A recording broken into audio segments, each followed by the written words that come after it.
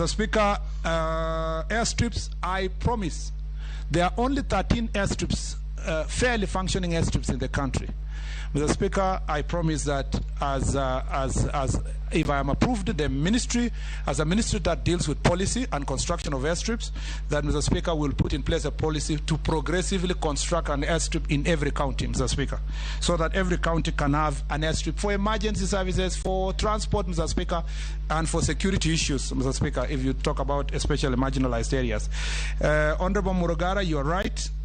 We will work together with these agencies to ensure that we provide better infrastructure. I'm more interested in what we are going to do to make Nithi Bridge different, even if it means we dwell a small distance of that area, because Nithi Bridge, for as long as I have lived, has killed as many people. It's a killer, actually, and we must be able to do something to make sure that we solve that issue. Kera funding, we need to ring-fence the funding for Kera, Mr. Speaker, so that that's why we are a bit apprehensive when you take the road maintenance levy fund to development, Mr. Speaker, because we want to ensure that Kera has enough funding to go mashinani, Mr. Speaker.